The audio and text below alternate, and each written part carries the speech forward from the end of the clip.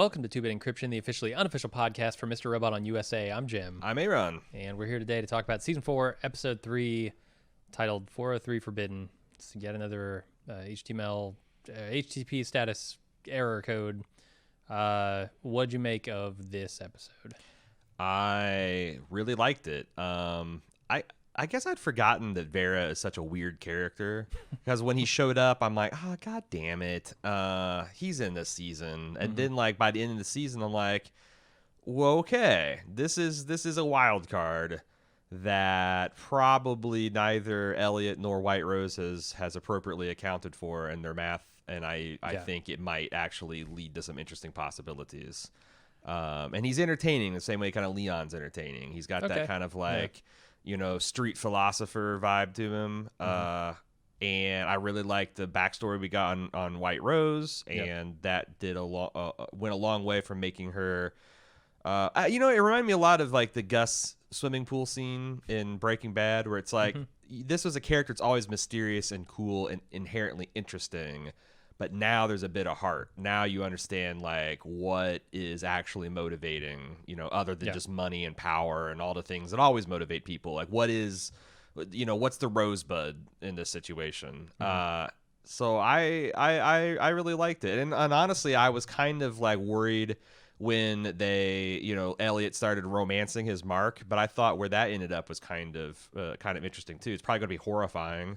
Like, either Vera or Whiterose is going to kill this poor girl.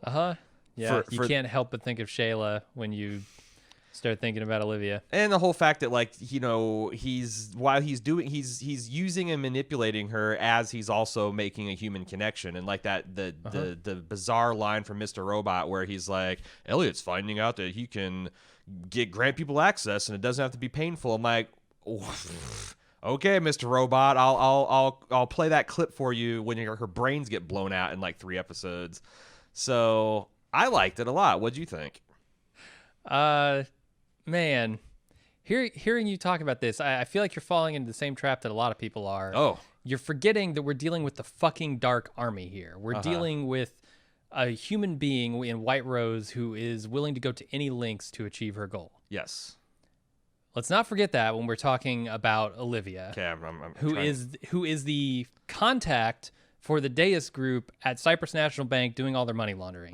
If you think she's some naive 20-something, like former drug addict, like you might have the wrong impression in your head. Like just keep that in mind. But what if she is completely clean and she's just being used for like some kind of what clerical if? work? Yes, Yeah. I'm willing to indulge in the what if, but let's also think about who we're dealing with here, right? The organization that we're dealing with. Okay. You're right. I just think everybody is I like did not consider that. I did not consider that. They do so much in this episode to like heap some sympathy on it. A bunch of characters who, without that stuff, we would very much be on board with. No, so I'm thinking like, because she doesn't have any tell. Like, I was trying to get all the other people that we've seen that the Whiterose has used, and any one of them you wouldn't be like, or we first met Well, Irving. I didn't think Janice was either. Like, right. Until she, pulls the card out and shows it to Dom. But they are very weird people. Like, Irving is a very weird dude. Janice is a very weird lady. Olivia, we've been up in her house. Elliot and Mr. Robot's been all up in. She doesn't seem weird, and she seems, I don't know, she's got genuine human problems. Is that an elaborate backstory? But this is the twist on that, right? Like, in my mind, this is the twist. Like, okay, we see these characters who are weird, but we don't think have any connection to the Dark Army. Oops, they do. Or we can see the characters we know have connections to the Dark Army. Oh, they're not weird at all. Huh. And I think those two are roughly equivalent. I just don't want people to forget. It's the fucking Dark Army. No, it's Whiterose. They're willing to murder. They're willing to manipulate in any way imaginable.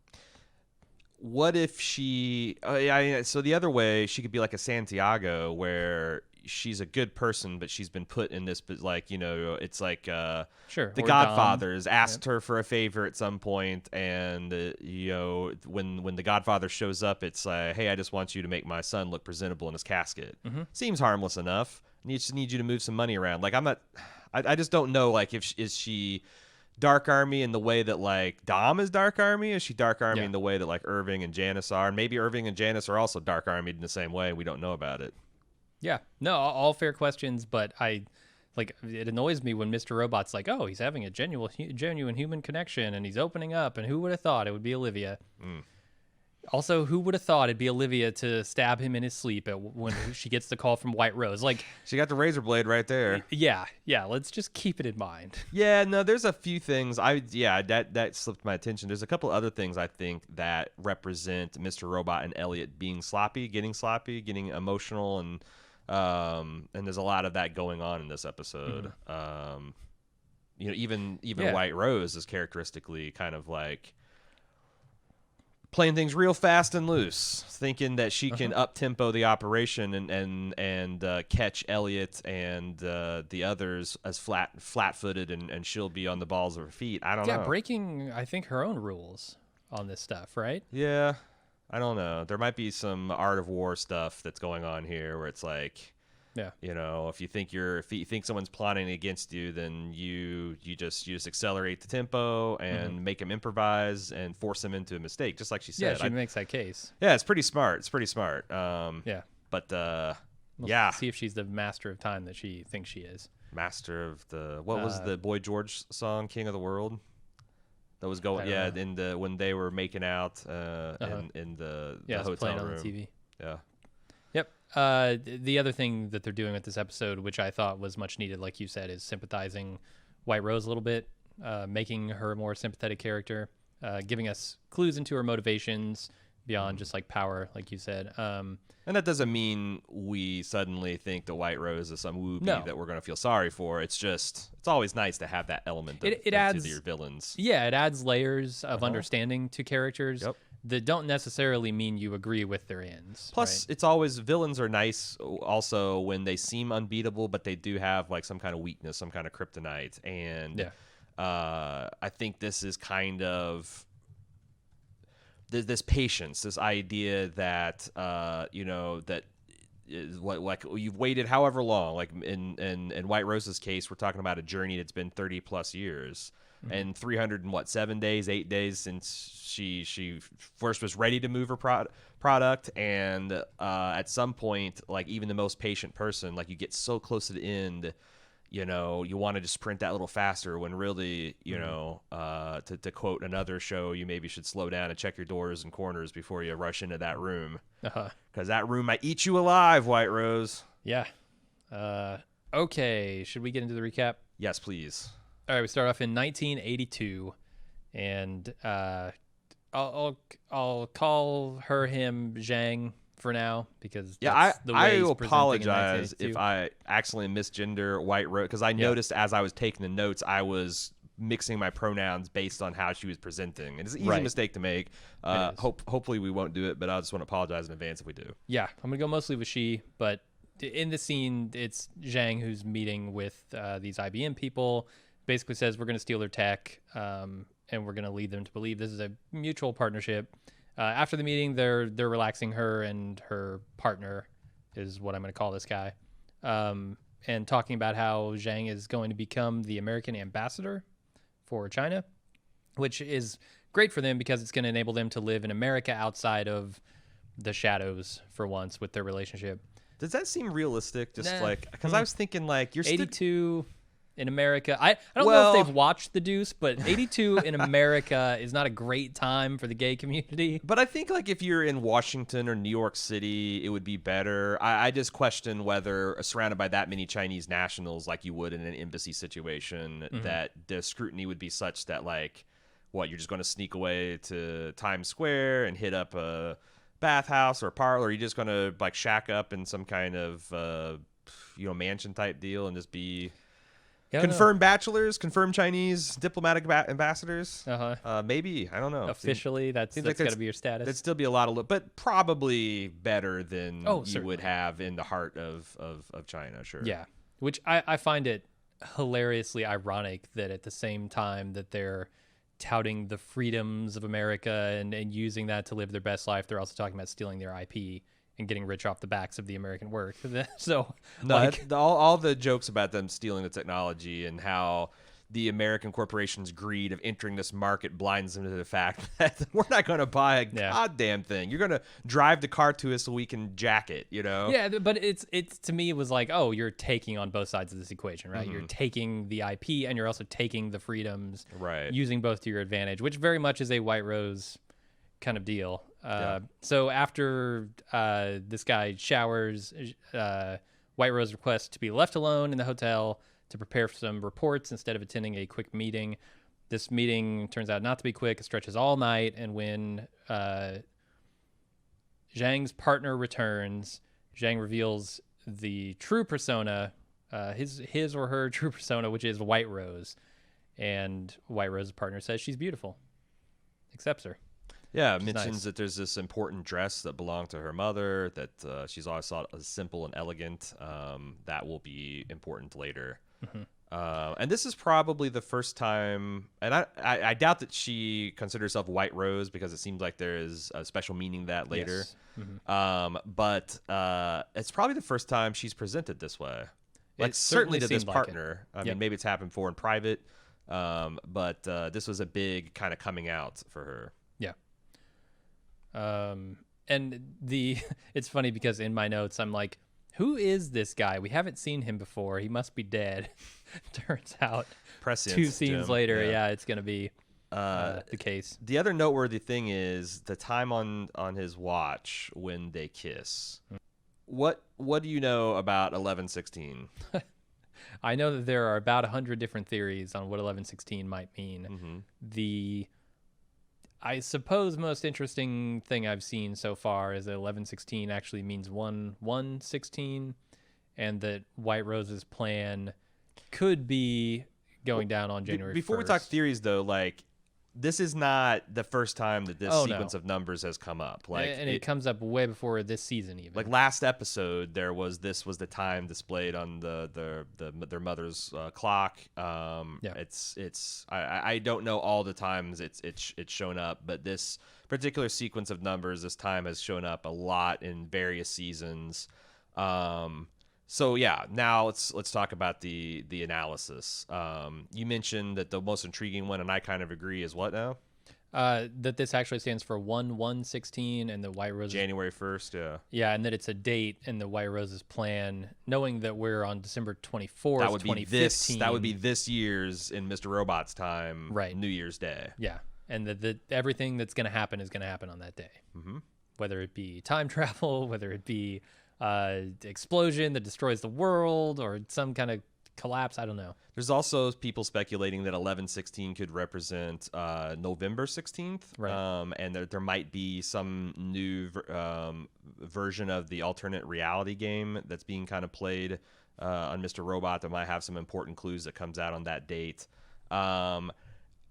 So another interesting thing I saw is this might also tie into the alternate reality game a lot tighter than we suspect. So there's been this Esmail Corp, Sam Esmail's personal webpage. Sam Elliott built it. Yeah, it's Sam Esmail's page, but Elliot built it. Right. Okay, I was like, wait a second, is that I just rolled with that. I'm like, wait a second, what the fuck? So some people are thinking, because Sam, when he tweeted this, he says like something about timing is everything, and people think that this website will change and allow different access if you come to it at different times. And some people delved into the web code itself, and there is a whole bunch of Unix date time stamps, which are like the way Unix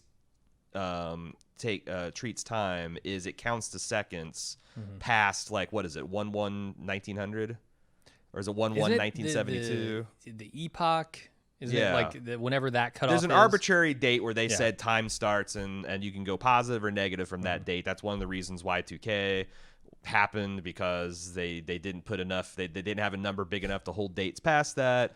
But there's a whole bunch of these universal time codes embedded into Java that will do some different things at different times and dates. So there's probably going to be a lot of, like, if you come to the website at 11:16 p.m. maybe at any particular day, or November 16th, and I know that game was being played out as I was finishing my research, or as I was forced to finish my research, as is often the case to record this podcast. Yeah. So that's something else to take to keep in mind. But my position is always, whatever happens to ARG, it's only going to be clues. You're never going to get a reveal that doesn't happen on the screen. So, I mean, I wonder if it could be like a multi-stage reveal kind of thing. Like, if you're into the ARG, you have the potential to discover the clues that would let you deduce the conclusion of the show, but they're always going to tell you in the show, like, you might be a step or two ahead of the show's narrative, but the show's there's never going to be information that's like in the ARG and it never makes it back to the show. Or if it does, that information is probably never going to be actually relevant. It's just going to be interesting world building or details that are not going to like take away from your understanding of the show if you don't know it. At least that's what I would hope. Everybody look for 1116. Everybody rewatch all of Mr. Robot and look for 1116. And in your daily life, look around you, see if there's any 1116. Really, like, maybe check a couple, like, maybe check 11 or 16 books out of the library on numerology and see what you can discover. Yeah. I'm waiting. Really, just Jim Carrey it. It'll just go crazy with it. I kept track, and so far in the month of October, I've taken 11 poops and 16 pees.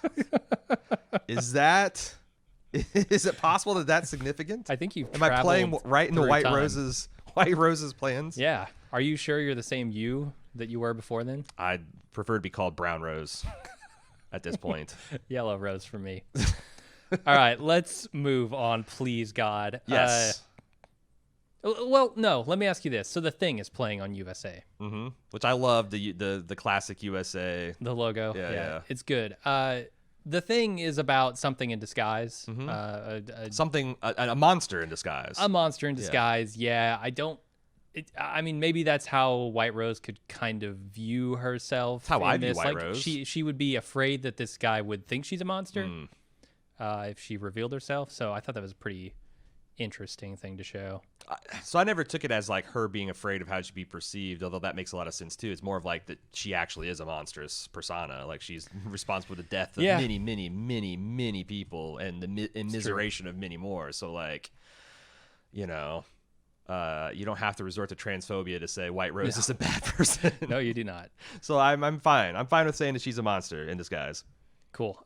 We transition to the modern day, where Whiterose's assistant tells her that Elliot is up to something because the coincidence seems too obvious to ignore with this thing with Philip and everything that's going on. He says to refuse Philip's demands, what were Philip's demands? I want to retire, and I want you to make that happen. How do you refuse to let someone retire?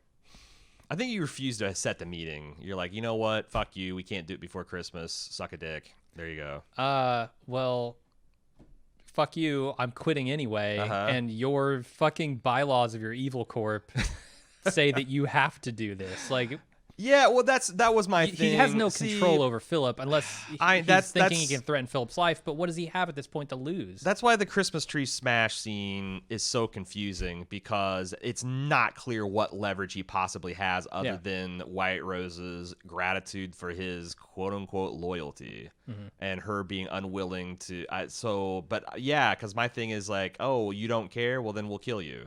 Oh, if Philip doesn't care, well, then he gets killed. Now they have to elect a new CEO. Right. Like, but on the other hand, Philip is holding all the cards here. But on the other hand, maybe the death of like a prominent weird death of or a suicide of the CEO of the E Corp might be something that would delay her plan. The only thing I can think of is him not following protocol could fuck up her Congo shipment, and she is not going to let that happen. So, like, and she knows that, like, she can't kill she can't kill this guy because it would raise a bunch of questions. It might cause security levels to be I don't know. But that so much of that stuff was not said. You just have to guess, like, what is the leverage? Why isn't she just eliminating this guy, et cetera, et cetera? Yeah. Why is Tyrell not a good enough replacement? Right. We're about to find out. Anyway, he refused Philip's demands, keep constant surveillance on Elliot. And then we go back to China 1982 and the wedding of his partner, the wedding of her partner, not to Whiterose, to some other woman who he's being forced to marry, is happening. And Whiterose, presenting as Zhang, encourages him to proceed with the marriage. Whiterose says that she's going to be Minister of State Security right here in China, which doesn't please this guy because they desperately want to get out of the country so they can live together out in the open. And then Whiterose promises to make that happen if this dude will just have a little bit of patience. He has no patience, and he cuts his own throat.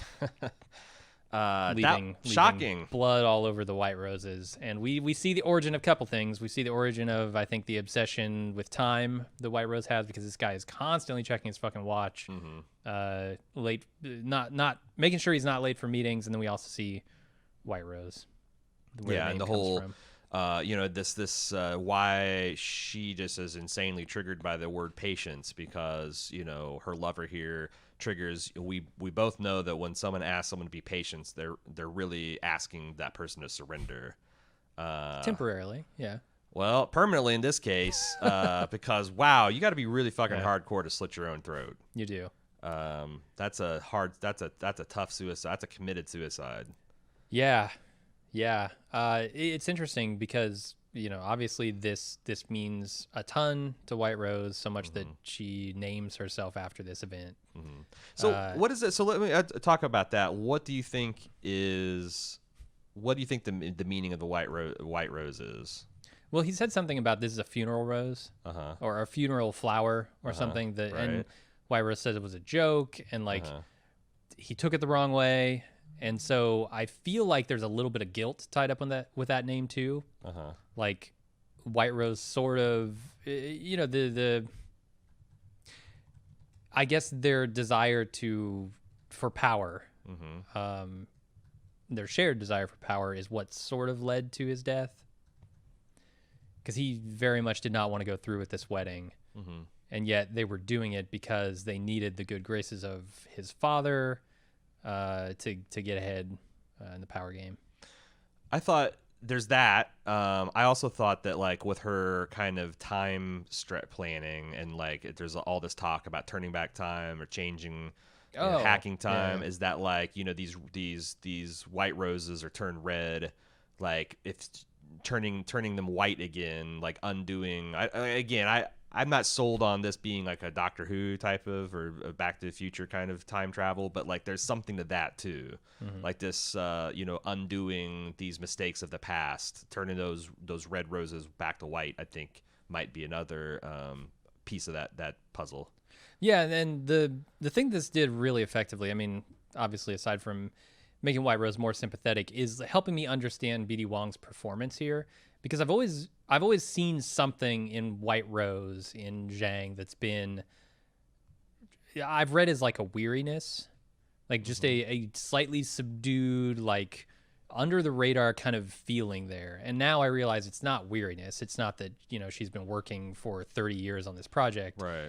It's sadness and guilt. And those are the things that we couldn't understand about that character before. So this scene and, a couple scenes before it are absolutely necessary, and I feel like, I guess this is the right time to do it, because we did need a villain. We did need someone for Elliot to fight against so we can root for him.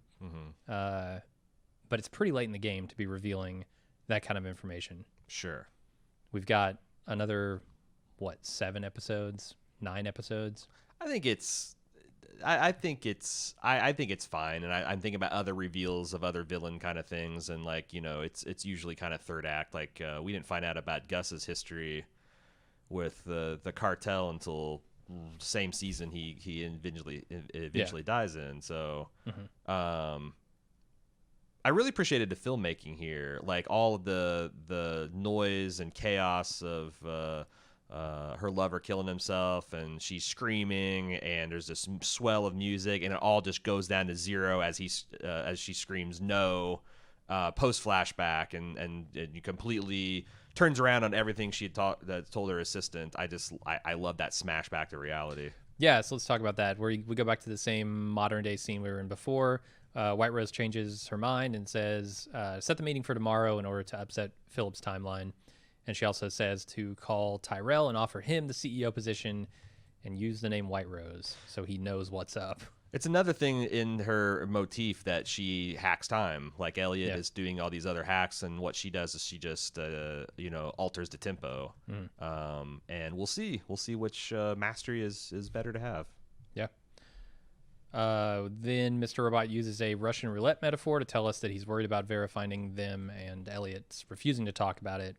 They run into Krista on the street, his former therapist. Is it accidentally, do you think? I think so, yeah. It felt accidental too, but then Elliot gives a speech like he was looking for the confrontation. And since Elliot's not talking to us or Mr. Robot, I think it's entirely possible.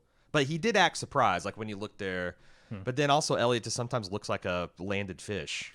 Like in this episode where Evan comes in from OK Cupid, and he just sit there and like, deer in headlights. So I'm not sure if it's his natural resting bewildered face or he was up to something and he just accidentally quote unquote ran into her where he knew she would be, because he hacked her Facebook and saw that she was going to go sidewalking with her new boyfriend or whatever. Right.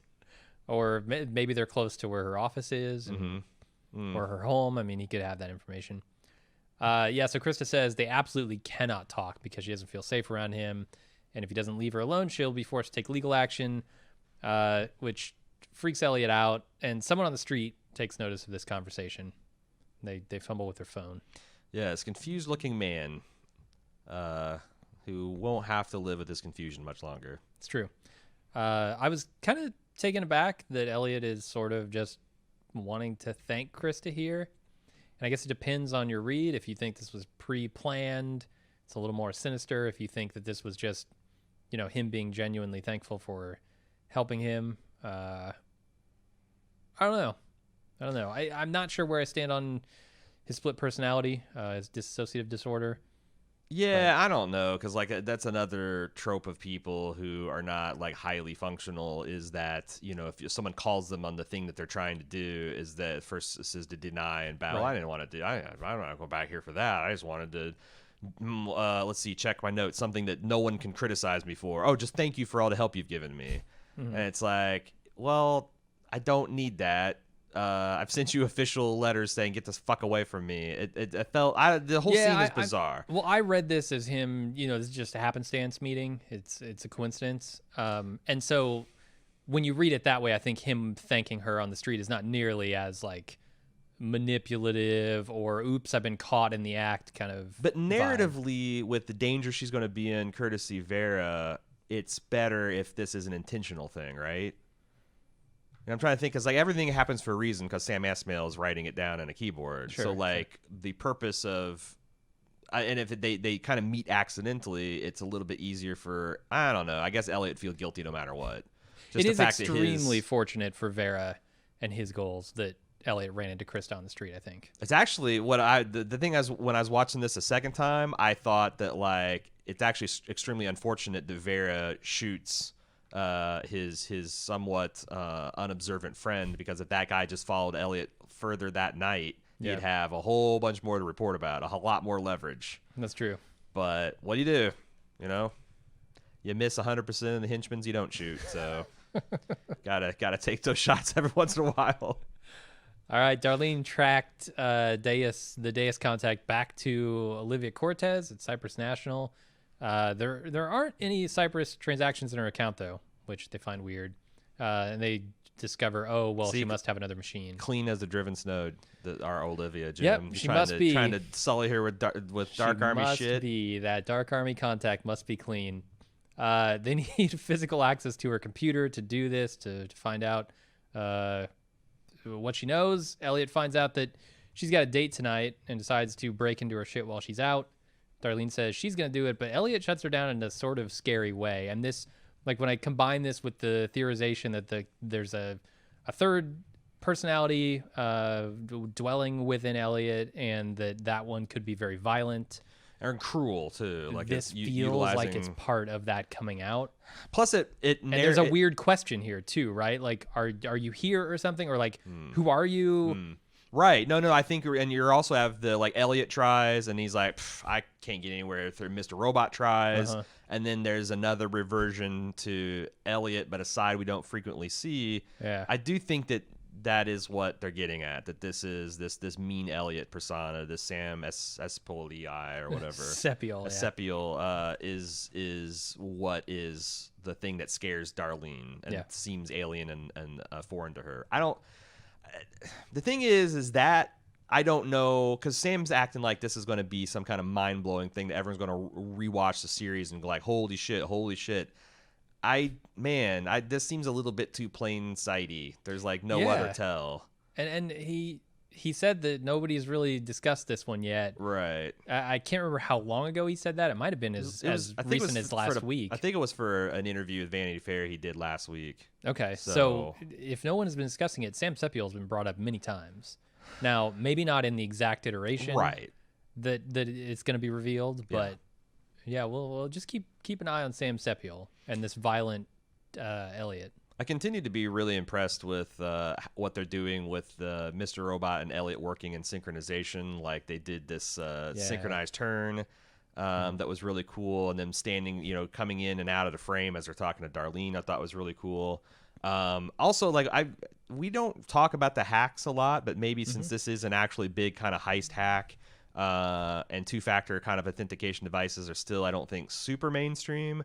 But what's happening here is, Cyprus is so locked down that you have to have a physical access to machine, and you need multiple forms of, you have to have something and something you have. In the case of this key fob, it's something that uses some kind of cryptographic math to synchronize with another remote source that has the same, that every like 60 seconds or so it changes to a new number, and those because it's through some sort of mathematical process that's hard to reverse engineer, it's incredibly secure, but it's very easy for an end user because all they have to do is punch in that key, and it guarantees that except for in this case where you take a picture of it and send it to somebody, it guarantees that the person that's logging in has access to that physical token that says that they are who they are. Yeah, and a lot of times you'll see that just being a piece of software on your phone. Right.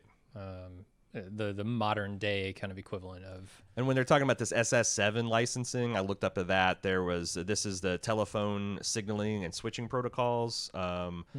It's like the low level things of like how calls are routed, and it even affects SMS messages. So it looks like that they were going to try to do some kind of man in the middle attack to like clone or hijack her phone to gather the logins and information that they need, not knowing that she also has this physical token. Right. Yeah, there's also some stuff about like hacking their way into her account on her computer. They're able to sort of rename some password files, sort of reset Windows authentication stuff and get in that way. Yeah. Which I thought is funny because it's so simple and stupid. Right. Do you think he doesn't want Darlene to do it because it's super risky and dangerous, or he just doesn't believe Darlene as good as he is, and the stakes are too high? Because I kind of thought it was the latter, but then no one ever acknowledges that, not even Mr. Robot or Elliot to themselves. So like, I don't know, maybe they just are. I don't know. I'm not really sure why he wants to take this on himself. I know last episode he did seem concerned about her getting involved at all. So I could see him being, still sort of protective, thinking he needs to do the dangerous things because he's the one who's dead anyway if this doesn't happen. Like, The other thing with Darlene is sort of sad. She's been hoping. It makes it clear that she's been hoping Elliot would change over all these years, and I feel like that's really rough ground to run over there. Like, it's man. But hoping that people you're with will change is a bad way to live your life, I think. Yeah. And it's also, but on the other hand, she hasn't fully given up on him because she's still there when he's got the code. So she, I thought it'd be funny for when he first sent that from the bathroom. I thought one possible complication is like, you know what? Fuck you. I'm heading home. I'm out of here. Yeah. And then there's nobody left active to actually do the hack. But no, Darlene is still hanging around for Elliot to help in whatever capacity she can. All right. Speaking of hacking Olivia, Elliot breaks into Olivia's apartment as Mr. Robot talks about how Elliot has lost everything and is trading his vulnerability for isolation. Elliot finds Olivia's pain pills in her bathroom, which become important later, and her work computer locked in her desk. He hacks in, he gets her password, but there's a security fob, like you mentioned, that he can't get around. Robot suggests some solutions that Elliot doesn't think will work, and he comes up with an idea while looking at her date's photograph, which we get to in the next scene. Yeah, I thought that this Mr. Robot's talking about how the more Elliot restricts access, the less vulnerable he is. But if you block everyone off, what's the point? Which is kind of like the canonical description of a perfectly secure machine. Yeah. Like the perfectly secure machine is one that's unplugged, not access to the internet, and in a bank vault, right? Yeah. But what can you do with that machine? You can't You can slide down a rope through a ceiling duct. You can Tom Cruise it, but like the ultimate security is the opposite of ultimate. It's the zenith of security is the nadir of accessibility. Yeah. So that is this description of perfectly secure machine also applies to people. That like, yes, if you block everyone off, you're less vulnerable. But then also, since we're social creatures, that is not going to exactly lead you to happiness too. And I thought that was an interesting kind of parable that they're telling here. Yeah. What do they have against the name Evan? I don't know. That's really funny. Did you see the Sam Esmail's exchange with an Evan on Twitter? No, I didn't. Like Evan's like, Jesus, why the shots? And or he goes, actually, I think Sam. That's what Evan said, that Sam. He thinks Sam is actually a stupider name, a more stupid name. And Sam Esmail retweeted him and said, "Classic Evan." Jesus. My brother's name is Evan. They're assholes. Come on, Evans. You know. Just admit it. Yeah. You've been living a lie for the last, how many years has Evan been a name? I'm going to say 400. Yeah, that's when it was 400 invented. years of lies. Yep. Give it up. Yep. All right. Olivia gets stood up by her date, and Elliot, not knowing that Olivia is an addict with a history who would lose her kid, knowing that she's an addict with a history who would lose her kid if she got caught using again, decides to blackmail her. When Elliot approaches her, Mr. Robot steps in and tries to charm her instead. I thought that was really cool that he walks up and starts with this menacing hard sell, and then Mr. Robot just steps in and takes over for a while. Yeah, it's amazing to me how this whole scenario plays out. Because Mr. Robot puts him in this situation and then abandons him. Right, which is a weird thing for the smooth user interface guy to do to the guy who's a little bit lost and tall. But it's almost like the only way this could have possibly worked is the way it did. I was thinking about what would. Although I think Darlene is actually perfectly capable of seducing a woman, hasn't she? Dom, yeah. No, I'm talking. Oh yeah, she did. Right. So I was thinking as this was unfolding, it's what if Darlene had done this? Yeah. She would have probably hit various hard stops. I don't know, maybe she wouldn't, because as we said, she's pretty good at the Jane Bond stuff herself. But I feel like the way Olivia's experience has shaped her is uniquely susceptible to Elliot's brand of just kind of confessionary honesty. Yep. Everything that she said that would horrify, or everything he said that would horrify a normal person, she finds intriguing and charming and probably safe. This is a person who's not going to judge me for being crazy because look at him. It's interesting and kind of sweet. Yeah. Wasn't expecting a meet cute in Mr. Robot season 4. Yeah. So we go over to Vera, who's working at a restaurant, packing drugs into chickens, sending them off with children. In a Santa Claus costume, he's just stuffing chicken ass and giving out free Christmas chickens to all the underprivileged children. It's a pretty good scam, and it's also another kind of Breaking Bad tie. He's he's chicken breaking man. The cardinal rule of drug dealing. You don't use kids.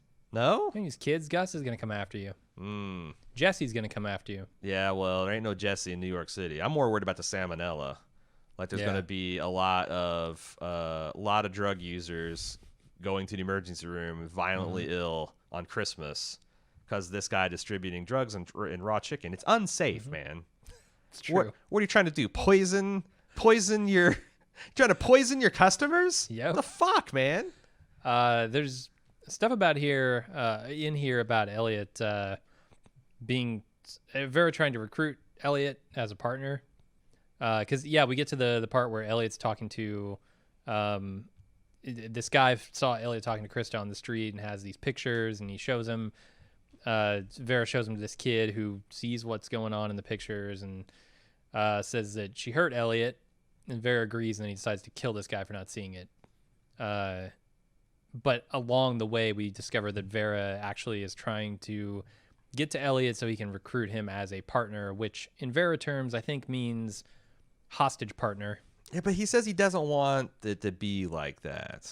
Yeah, but it'll Vera's be also like that. crazy. But if Elliot doesn't want what Vera wants, it'll be like that. Yeah. So like in Vera world, what does this look like? You know, I don't know what he wants, like other than Elliot as a partner, but a partner to what end? Yeah. Well, to make him king of New York. What does that fucking mean, right? Like, I mean, because that's the thing is Vera's. Does he want to run E Corp? Vera's got screws loose too. So you know, how bad is his damage? I don't know. Does he want to become a drug kingpin? Does he want to become? Sounds like it. Like, does he want to get into fucking stocks and bonds? Like, what's? I mean, yeah. Is he like a gangster like Stringer Bell is a gangster? Mm-hmm. Is he a gangster like Marlowe is a gangster? Like, does he want to run the streets literally, or does he want to run the streets until he can work himself up into higher class of criminal? You know, go white collar. That's where the billions are at. Right. We will see, because I don't have. I think he's a cool dude, an interesting character. And I do think that his like underling is kind of the worst. It's like, Jesus Christ, how many times you got to tell a person to. I felt he was pretty articulate about what he wanted. Like, hey, I need more information. Can you tell me? Like, and the guy's just complete. Like, maybe he's just that oblivious. Maybe he's that incurious. But like, yo, the devil's in those details, man. I need him. She mad like a lover, mad like a man. And the telling thing is the kid was able to instantly deduce the reality of the situation, which I think most people could. So, the wisdom of a child. Yeah. Are you smarter than an 8th grader? This time, Jeff Foxworthy blows your brains out because you weren't. So, there's a exit sign in this room, which I don't know how much to read into this. I don't know how far back to take this. This show has a long history of exit signs, because I remember talking about this almost every season. And there's been one in every episode this season. Mm-hmm. Yeah, there have been a whole bunch of them in previous episodes and previous seasons. Do we know what it means? I don't know. We had an episode. They're usually the harbinger of death, right? So like it could be that, like, you know, here is Vera's partner and he gets killed. Yeah, and in one episode this season, it was in the funeral home where Elliot's mother was. Mm-hmm. So there's death all around there. I remember the one of the memorable scenes was right before the Dark Army attack on the FBI agents in China. Mm-hmm. It does seem to relate somehow to that, but but I don't know the bigger meaning. I don't think anybody's really sussed it out yet. They're trying to make connections with No Exit, the play that we talked about 2 episodes ago. Mm-hmm. Yeah. The Sartre play. Yeah, but I don't think anybody's done it yet. So we go back on Elliot's date here. Mr. Robot has completely abandoned him. Elliot is failing hard. Luckily, Olivia feels some sort of dead and estranged parent kinship with him. Elliot says he's addicted to morphine, and they start vibing over their shared addictions. Evan shows up, and Olivia leaves, but Elliot goes after her, and they end up banging her apartment. Not banging her apartment, banging in her apartment. The apartment got banged around too. Yeah. I love the whole I've been clean for 9 months. Oh, except for the heroin I did 2 days ago, but I didn't want it. She's like, did someone hold you down and force you? And he's like, yeah. There are so many. Okay, I get that Olivia is a somewhat broken person herself, and that is the attraction. But there's so many fucking red flags. This is Christmas Eve. And she's got lonely. The waitress's Christmas wrapping echoing through her. She's been listening to that nonstop, trying to get something romantic going. And here is this mystical meet cute that's coming down, and she can't resist. She can't resist. It's so dysfunctional. I want to feel good about what's happening here on screen, but it's hard to when I know how fucked up this relationship is probably going to be, I remember what happened with Shayla. I know that she's a Dark Army contact. I'm thinking all of these fucking red flags are Plus, here. there's another connection to Shayla. Her advice to Elliot, because Elliot asked to kiss her, and they did, and she said later, like, don't ask to kiss. It's lame. Yeah, and he doesn't here. He doesn't. Yeah, he risks a angry slap and a rebuke because you probably shouldn't do that without. I think Shayla's got bad advice. She was not a paragon of virtue, that Shayla, that you can just take advice like that from. Yeah, I mean. But yeah, like multiple red flags. Also, let's not forget, Elliot's on a death clock here. He has like 1 day to live. The last thing this girl needs is to meet somebody in a bar and have them die the next day. Like, yeah. Because another dead person in her life. That's what her mother was murdered. You wonder, like, what's the connection there? I don't know. By the Dark Army, maybe? Could be. I saw one person ask, I don't think the ages and the dates or anything line up, but someone, who is the lady that Susan, the E-Corp lawyer that got murdered? Jacobs, yeah. That's not her mom, right? There's no way that's her mother. And there's no way that happened, like, just a couple They say months? her full name. It definitely wasn't Olivia Jacobs. She could have changed her name. She could have changed her name, yeah. But also, like, it seems like the death is a lot more distant. Like, she had to have time to acquire an addiction to painkillers, kick an addiction to painkillers, get divorced, have a cuss. Like, Susan Jacobs died, like, 4 months ago in Showtime. No, it's definitely been more than a year since she developed her addiction, so there's no way. Is it possible that they're setting Olivia up to be kind of part of Elliot's happy ending to the extent that he gets one? It's possible. Is it possible that we're thinking that all this stuff is going to happen, but what the show is actually telling us is, this woman has eluded the notice of Vera, and why would Whiterose? Yeah, why does Whiterose? This should be sending off all kinds of alarm bells. If Elliot's being watched this closely, that he's this close to what their only contact to the bank. This is the problem I have with the last scene. Yeah, where Mr. Robot is like, there's a van watching us. Shit, they're onto us, and Elliot's like, let's just go home and act like nothing happened. Dude, you just had sex with their contact. Like, you can't play that off like it's nothing. Doesn't matter they had sex. It might matter to Whiterose. Right. No, it does. Like, I don't. There are a few things that feel a little fast and loose, and it could be just because they're saying, "Hey, Whiterose is playing things fast and loose." Everything that her assistant is saying about you are going to pay for your lack of caution with bitter tears and ashes of your project falling, or that could be prophetic. Yeah. So it's not unfair if the characters themselves are saying this is a bad idea and you are doing things in an incautious manner, if it turns out indeed she's doing things in an incautious manner. So, continuation of this scene: as Olivia sleeps, Elliot snatches the security fob and sends the data to Darlene. Olivia wakes up and almost catches Elliot. He knocks her pills on the floor, which prompts a story about her drug addiction and how she's overcome it, and they sort of bond over their shared trauma, their shared crazy. How about you lock the bathroom door? Like, yeah, it is. You're going to a a little person's weird bathroom. that she just comes in there too. Yeah, you're going to the bathroom. Like, what if he was just taking a big shit? She's like, "Do you need?" Whoa! I mean, like, yeah. Number one, Elliot, you're in a stranger's house. You're. Are we sure that door locks? Because it's one of those pocket doors or those barn door things. You can lock those for sure, because I used to have one in my old house. But yeah, you should have locked it. And also, Olivia, knock. What the fuck? Fuck those doors. Does anybody actually want a sliding door on their bathroom? The only time you want a sliding door, and it was the case of my bathroom, is because space is at a premium. If the door swings either way, it's going to be a massive pain in the ass. So this is a big bathroom. They both had no trouble sitting on the floor together. Yeah. And they weren't. Neither of their faces were near the toilet. Yeah. So, but big bathroom. If you're sitting on a crapper, where that doorknob just comes and it knocks your eye socket right in, like right in the temple, you're right at eyeball level. Like, you don't want that door swinging around. Like, she barges in and his orbital socket gets crushed. It's you got a pocket door. Yeah, when you're in the bathroom, doors and corners. Yeah. All right. Less doors to cover, the less corners, the better off you are. I mean, this could all be a sympathy trap, right? I want to remind people once again, this is a connection to Whiterose. Could be a sympathy trap. This is a long-ass game that's being played, but... A 30-year game. But fair enough.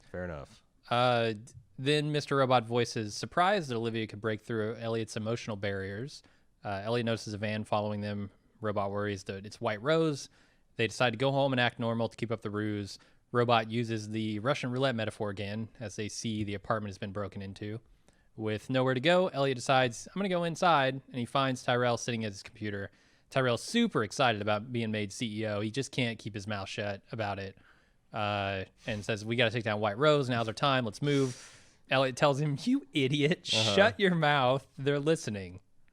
And it's too late. Like, what if... Yeah. So I found this a little frustrating, too, that Tyrell would be acting this way. Yeah, he's incredibly naive. But he's also, that's the thing that's always I found frustrating this character, is he does a whole bunch of stupid shit all the time. Yeah. But he's also, like, super smart and driven and, you know, kind of like a peer of Elliot's. And I just, I remembered why I hated Wellick for the first 2 seasons. I mean, this is why nobody really takes him seriously. Right. Because he is sloppy. He's not up to the caliber of these other people. But I love it, like Elliot's like literally pushing his fist down his throat to shut him up, and he's like, "What the fuck? Why are you trying to keep me from stop talking about the fact that we need to band together and kill Whiterose? Damn it, Elliot! I thought you were excited about killing her as much as I was. You know, it's like, come on, man, you're killing us here. You're killing us all. So I have a question. Did Whiterose actually overhear this conversation? If not, then this show just fucking lost half its cerebellum and IQ level. Because I'll accept hasty mistakes, but when the episode starts off with her saying, we need to keep this guy under constant surveillance, and they show that he is under constant surveillance, and they broke in his apartment how many times, that they don't have some kind of listening device, and they show the little Chinese guy, well, I don't know if I should say he's little, maybe he's 6'5". They show this perfectly nothing wrong with his height or anything Chinese guy sitting in the white van with like listening gear on, and he's not hearing it. Then what the fuck? Let me ask you this. Is it possible that's not Whiterose? That's Vera.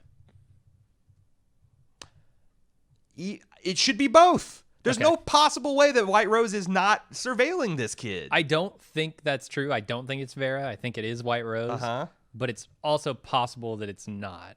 Well, I mean, Vera needs a henchman. Maybe he went through the perfectly normal-sized Chinese shop and found a new henchman. I mean, there are non-Dark Army Chinese people in New York City, believe it or not. Wait, what? Yes. Seriously? It's true. I'm going to have to rewatch the whole series now. You just have to find a Chinese person without a ghoul mask. Yeah. A demon mask, and you're good. Yeah. Oh, well, what if they take them off? They could be anyone. They're not allowed to. It's in their contract. That's actually what they look like. Yeah, it is. That's their face, not their mask. Yeah, there's a whole bunch of plastic surgery that you have to undergo when you're join up with the Dark Army. Legitimate plastic surgery. Yeah. I mean, it makes sense. You join the U.S. Army, they shave your head. You join the Dark Army, and they carve a devil mask into you. Yeah. And then at the end of this episode, there's a suicide prevention hotline. Wait a second. Nice. Right, before we get to that very important topic, are you seriously suggesting that the Whiterose missed this conversation? No. Because, like, to me, this is just yet another piece of the pressure cooker that I don't have it changes the equation, because she knew that he was going to try to do something. It is complicated that her pick for new CEO is this person who wants to take her down. But she's very comfortable at taking people that want to kill her and putting the screws to them so they don't. And we talked about this in the preseason thing, that Wellick has a son. That's the one thing that he cares about more than anything in the world. That son is still out there in the world, and that's the leverage that they could use against him. Elliot just needs to kill that kid. Yes. And then there's no leverage. Yes, of course. Perfect plan. Blame it on Whiterose. Right. Stage it to make pump that baby full of heroin, make it look like an overdose. And you're free and clear. Well, okay, big overarching Mr. Robot question. They're clearly making Whiterose more sympathetic in this episode. Do you think we're going to end up with some kind of Ozymandias Whiterose scenario where there is a greater good here, that Whiterose is trying to attain, and in her mind, and potentially in the minds of the audience, it justifies all the actions before. All the evil deeds she's done. Yeah, you could do that. That's something that could be done. Or like also, that's kind of like how there's been a lot of Matrix imagery, and that's kind of how the Matrix ended out. It's like by the time you watch the Animatrix and all of the, it's like the machines. It wasn't. It's not like the humanity is minding its own business and the machines just rolled in and put them into batter. Like to put it mildly, the humans did a lot of shady shit and had some of that coming to them. So yeah, but I'm trying to think of like how you're going to frame what this series is trying to say would probably, if I understand it correctly, be super undermined by having the most elite of the 1% of the 1% of the 1% actually kind of having a point. Yeah. Like what the fuck? What if Mr. Robot's leading up to that, which is essentially maybe monarchy is not a bad idea. Maybe we do need to find the leaders of us all and grant them absolute authority over our lives, so that that would be kind of fucked up. Yeah, but I do feel like by defining these characters a little bit more, defining the villains a little bit more for us, they're sort of dulling their blades a little bit on the message. Like, well, it's one you can have noble intent and just still be horrific and also futile in what you're trying to accomplish. So it's like, I'm not saying she has to go into the finale twirling her non-existent mustache and being just blatantly evil for evil's sake. And I do like that she's maybe more of a Magneto type than like a fucking Hannibal Lecter type, but. I don't know if you can go so far as to say that her plan was well thought out or sympathetic in retrospect, or I don't know. I feel like that would kind of it feels defang the message. I'm going on the assumption that this is some kind of time travel, bringing dead loved ones back sort of thing.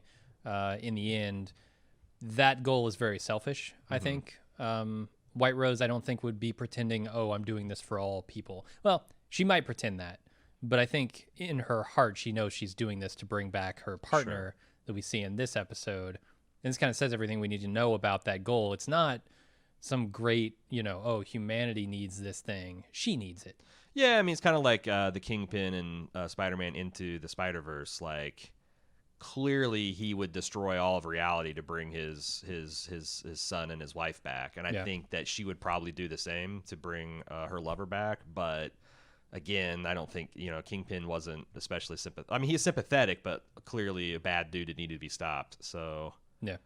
I don't know. Like I said, it's still up in the air exactly what they're wanting to say and what our takeaway should be. But I don't know. I guess I hope that it's not like, well, man, the problem is Whiterose should have tried harder, had a better understanding of basic physics or whatever's going to be the problem. Does this series end with Mr. Robot actually coming back to life, Elliot's father? Well, so you want to talk about some crazy theories now? Oh, I thought we were. So some of the theories that seem to be gaining some traction is the fact that, that Mr. Robot is actually his conscious of his father somehow downloaded into Elliot's brain. There might be several other, Elliot might have been an experimental thing to contain the consciousness of people, and that also applies to Whiterose's lover, and that this isn't a time travel so much as you can clone a body or engineer a body and put a consciousness back in it or something like that, some kind of AI robot thing. You're going deep. There's a lot of Westworld crossovers where it's you could bring someone back to the dead by running an accurate simulation, and until you have a construct that performs identically to the original, as judged by Whiterose. If Whiterose can get a robot that acts enough like her boyfriend that she herself can't tell the difference between the two, then that's, for all intents and purposes, good enough. Till it hands you a horseshoe to cut a cake. That's a Watchmen reference. If can we work in a Mad Men? And I think we've in Game of Thrones, and we've name checked all of the golden age of television in this episode. Right. I don't know. I don't know about this ghost in the Elliot shell type of business. If that seems plausible. But yeah, I'm still on the time travel theories. Yeah. So you haven't, because I just feel like that anyone that's suggesting that there's actually going to be time travel is probably going to be disappointed just because of what Sam Esmail has said, let alone Sam Elliott. Yeah. Sam Elliott says there's no such thing as time travel, partner. The laws of space and time don't allow for it. But Sam Esmail said that, Dad, that's probably barking up the wrong tree. Wait, where's your Sam Esmail voice? I don't. He doesn't have a distinctive. I beg to differ, although I can't pluck out what is distinctive about it. Because it's distinctively non-distinctive. But yeah, I don't know. I feel like I think the loophole is Whiterose is trying to do something that's outside the bounds of science, and it turns out it is outside the bounds of science, and this just doesn't work. But like, if there's a fucking Stargate or a DeLorean or something like that, then I could see that working out and being pleased with it. But I'm going to say that Sam Esmail is a big fat liar, and I don't ever trust any of his public statements again. All right. Well, that's all I got. Maybe he's hoping that time travel exists because he actually has written himself in a corner. None of this shit ties back to season 1. Maybe he's hoping Whiterose takes him back into time so he can fix the plot of season 1 and 2, so this all tracks. Maybe that's he's shit. Whiterose is Esmail, Esmail's Whiterose. You cracked it. You gotta go to smailcorp.com on 11/18 p.m. and he'll be like, shit. You've cracked the code. Mm-hmm. All right. Is there any other crackpot theories that we want to, or otherwise that we want to talk about? No, we'll save all of them for next week. Okay, well, let's get to feedback. There has been a few intrepid individuals that sent us feedback to robot@baldmove.com. You can also participate on our forums.baldmove.com if you'd like to discuss Mr. Robot with your fellow fans. Fellow fans, they can become your friends. Fellow foes, why not? Yeah.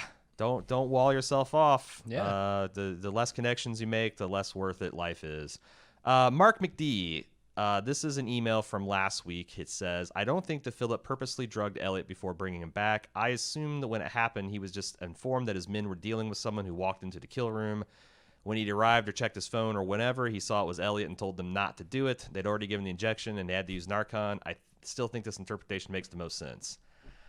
I am going to disagree with you, Mark. The more of the plot that's just happenstance and luck and coincidence. I mean, Whiterose said it herself. There is no such thing as coincidence. Like, that's if Elliot was caught up in the spider web and he was dead, and the only thing that saved him is Philip just happened to stop by. Like, does Philip always stop by at these things? Like, hey, I'm 5 minutes after you guys administered a kill dose, I'm gonna just pop in and make sure everything's cool. Like, what?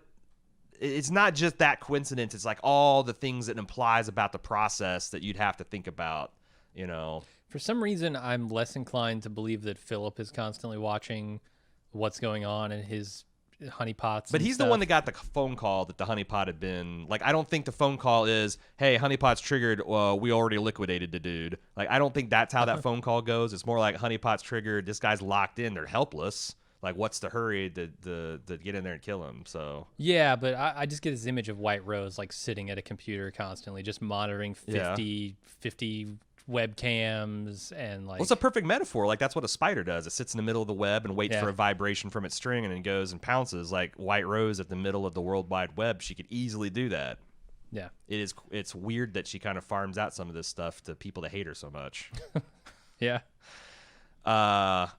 He continues, Mark does. Janice's business, La Mort Heureuse, The Happy Death in French, is the name also of Albert Camus' novel about a man in search of happiness and the need for money to gain enough time to achieve it. Quote from that is, we use up our lives making money when we should be using our money to gain time. How the fuck do you do that, Camus? Like you pay somebody to clean your house. So the thing we're doing wrong is not being born into inherited wealth. Like, yeah, come on, get with the program, man. Just pick your birth, and maybe that's the plan. She's going back in time to pick who she was born to. Because if she could be born to someone powerful, imagine the head start. Man, China's ancient. Like, what's the oldest bank in China? You go back in time. I don't know, 3 dynasties, a couple thousand years. You put in a yin there, and just let compound interest do the rest. And then you find out that E-Corp threw it out for non-payment. Yeah. There's a 3-month stretch there in like the 4th century where they're real sticklers about you showing up and checking on your yin. Right. And you got or is it quant? Like yin is Japanese. I probably fucked up my cultural currency references. I have no cultural currency. I'm culturally bankrupt. I'll blame it on that. But Mark was trying to make the point that's interesting with Camus here, that you already have a Sartre reference. Yeah, I mean, I'm not going to pretend like I know my French philosophers from anything. Nope. The only reason I know anything about it at all is like Mad Men and Fargo, because they went pretty deep on some of Kafka and Camus and all those other guys. Also, Janice was listening to a real hardcore history podcast episode about how people claiming to be prophets used religious zealots to take over the city of Munster, which is a very Whiterose move. At the beginning of the episode, Philip even called Whiterose a prophet in the introduction.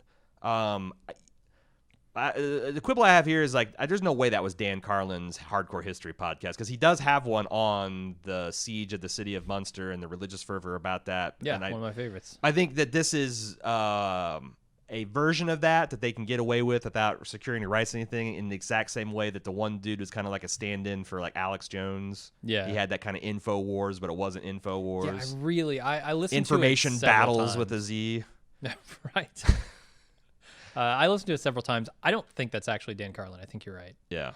Well, I know it's not Dan Carlin, but it's probably standing in for that episode.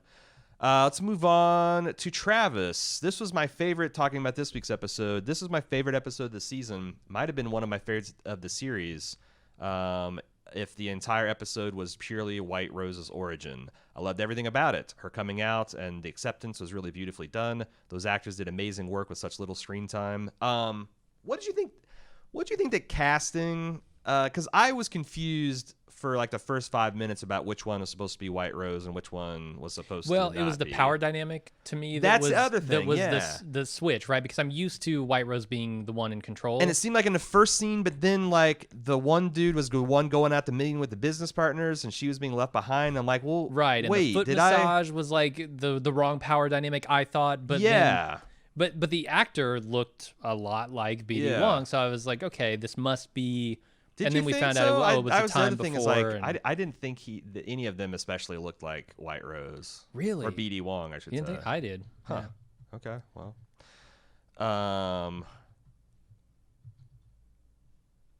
No. No. Let's just move on. Back to what Travis was talking about. I also loved little things that informed her character. Her asking questions like mountains or ocean reminded me of Angela's initiation in season 2, episode 11. The symbolism of the blood on the white roses and the origins of her obsession with time, etc. I'm also guessing that her mother's dress being prominent is a Chekhov's dress. She's definitely dying in that thing. Pretty good prediction. Mm-hmm. Her moment of triumph being also her moment of utter failure. That's a classic villain thing. Mm-hmm.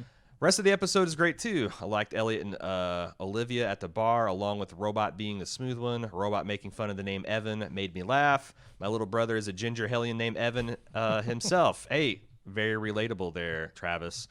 The actor that plays Vera, I realize, is fantastic. He's probably only been in 5 episodes total, and he completely leaves an impression. Agreed. Tyrell talking aloud as Elliot is clearly trying to shut him up is basically my only criticism of the episode. Mm-hmm. Yeah, that seemed real dumb. What are you gonna do? If you listen to the entire 2-bit encryption, I've long maintained Tyrell, big dummy.